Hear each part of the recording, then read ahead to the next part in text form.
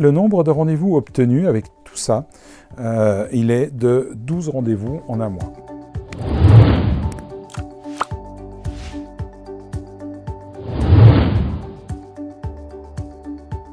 Il y a deux choses qui font que j'hésitais. Comme tout le monde, on hésite quand on pense au budget, c'est toujours l'éternel problème, mais ce n'était pas tellement ça la question. C'était surtout le fait que mes interlocuteurs sont essentiellement des directeurs généraux et des DRH.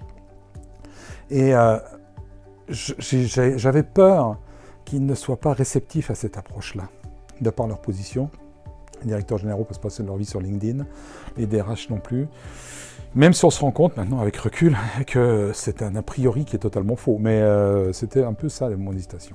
La force que tu as, c'est que tu vas du début à la fin du process. C'est-à-dire que tu vas du ciblage jusqu'à la prise de rendez-vous qu'on fait ensemble. Donc tout ce process-là, moi, c'est un temps de gagner absolument colossal, avec un taux de succès par rapport au temps passé qui n'a rien à voir avec le cold calling. Sur, on va dire, 3 semaines à peu près d'activité, donc 257 à aujourd'hui, 257 relations supplémentaires, ce qui m'amène maintenant à un total de 1060 relations. J'ai maintenant une moyenne de visites qui est de 60 par semaine, sachant qu'avant qu'on travaille ensemble, j'étais plutôt sur une base de 10 visite de mon profil. Même avec quelques publications et autres, c'était pas si évident. Maintenant, ça génère de l'intérêt. Ce qui veut dire que, ne serait-ce que ça, en notoriété, déjà rien que ça, en notoriété, on a gagné. Le nombre total de vues de mes publications, on est depuis le 15 octobre à 16 525 exactement vues des publications.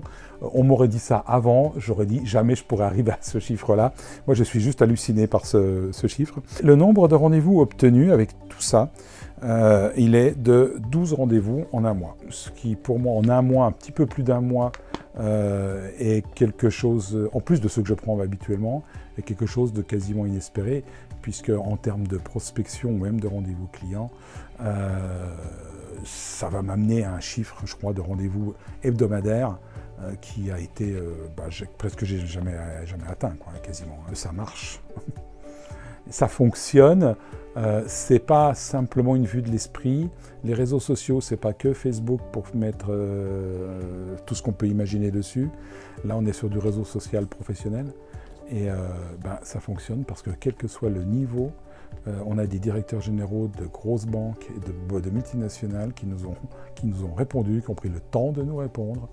Donc, ça marche. Moi, ce qui me plaît le plus, c'est au-delà du résultat, bien sûr, c'est évident, mais c'est le côté compréhension que tu as eu du business et puis surtout le fait que tu suives jusqu'au bout. C'est pas quelqu'un à qui on confie, on dit voilà, on te paye tant, puis tu fais, puis après on n'a plus de contact.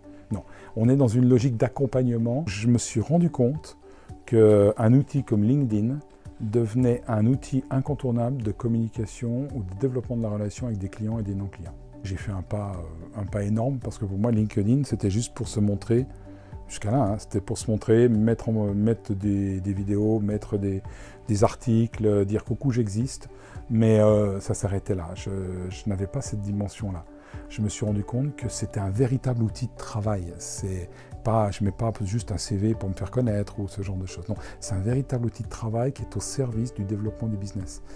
Et ça, pour moi, c'est une vraie révélation dans ce sens où on le ressentait bien, mais j'aurais pas pu me le dire aussi concrètement, quoi. Si on est bloqué au niveau des ventes, il faut le faire, il faut y aller.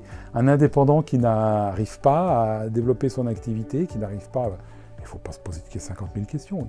Il faut foncer, il faut réserver une part du budget de l'année là-dessus, et puis y aller. Dans les 12 mois, je suis convaincu, mais vraiment convaincu, au regard des retours qu'on a eus, des prospects contactés, je suis convaincu qu'on aura un retour sur investissement positif, ça c'est sûr. Aujourd'hui, je n'imagine pas faire de la prospection autrement, à tel point que j'ai prévu pour l'année prochaine un budget tous les mois, de façon à ce qu'on puisse continuer comme ça, sur cette lancée-là. Mais franchement, je ne conçois plus le développement du business comme ça, tout seul, sans ça. C'est une collaboration que j'apprécie énormément, qui est efficace, mais pas que, qui est agréable et qui est rassurante aussi. Parce qu'on sait qu'à partir du moment où on t'a confié quelque chose, ça va être bien mené de A à Z. Et ça, c'est une liberté d'esprit qui nous permet de nous concentrer sur autre chose.